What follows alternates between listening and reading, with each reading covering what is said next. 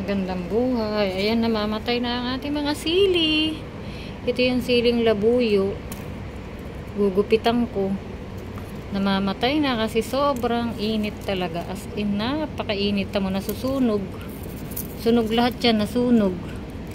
So, ipoproning natin para baka sakaling makasurvive pa. Last month naman na to ng summer. Tapos ito, bell pepper to or capsicum. Lara ba? So, puputulan ko din yan.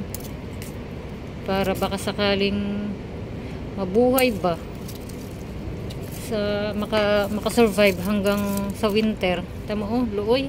Sunog, nasunog ang mga dahon, oh. Nag-50 plus man ang ang temperature. Talagang hindi nila kaya. Pero ang gumanda lang itong mga to, 'di ba, na anuhan natin yung mga tanglad. Kita mo yung pinagputulan hanggang ganyan, tinamantaas na naman kagad, oh. Sila ang kaya ang init. So yan, oh, luoy na luoy.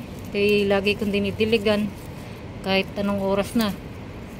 Kaya nadali ang mata ko kasi dinidiligan ko. Kita mo, oh, patay na lahat, namamatay. Anuhan lang natin, bawasan natin para makaano siya, makapagdahon ng mga bago ba. Kasi hindi na rin naman yun hindi na rin yung lalago. Ito mga papatay na yan, baka tuluyan lang mamatay. Ay, may grasshopper. Yan, sayang ba. Lahat ng paraan na ginagawa ko dito para lang makasurvive. Kasi hindi mo talaga, tanong mo, nasunog na yung sibuyas. Hindi nila talaga kaya. Tao nga, nadugo ang ilong, eh. Pag sobrang init, ito pa kaya. Dilig lang tayo ng oras na. Sana mabuhay, sana. Yan, pakita ko sa inyo itong kabila. Ito yung pinutulan natin, oh. Nakaraan, haba na ulit. Buti nakakasurvive to. Itong gitna, hindi na talaga makakasurvive. Yung may nagpuslit ng DW40, ayan. May mga talaga ito, minsan may mga kulukoy, eh. Tamo, sunog. O ba naman ang tinan mo hanggang sa ilalim, oh. Sunog man.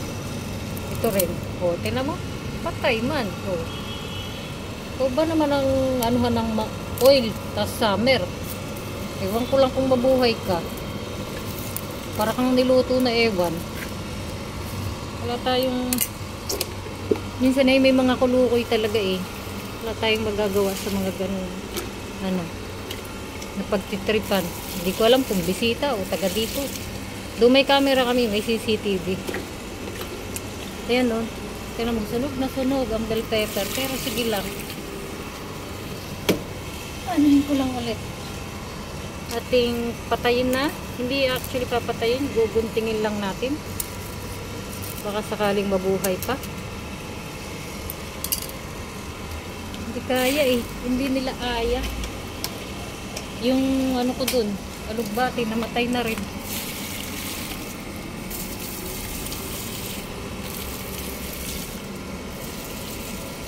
Hindi nila, ayan, oh, namatay na.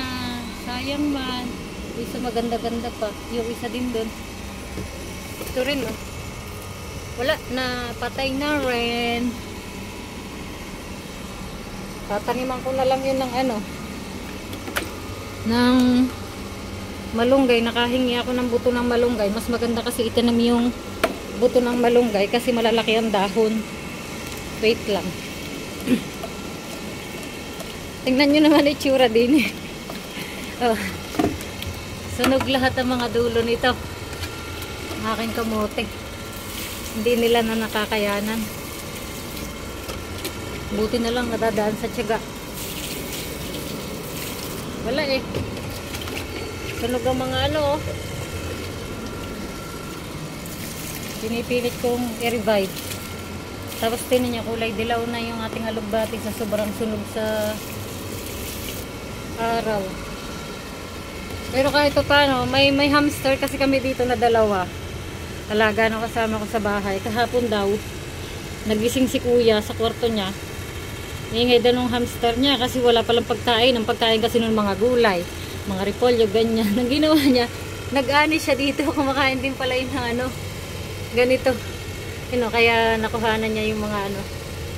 Sabi ko, kuha ka lang kako para matabasan, para mas lumago. O diba, maraming pakinabang ang ating gulay. Magtanim po tayo para tayo makatipid. Tingnan mo, ang dami kong lemon dito, oh. Hindi ko naman na itatanim.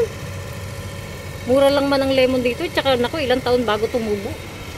Ay, pero in fairness, ano tong din nilagay ko lang dyan yan, no? Nabubuhay. Ano lang kamote. Tayo po ay magtanim para tayo makatipid. Yun lang po. God bless everyone. Thank you for watching.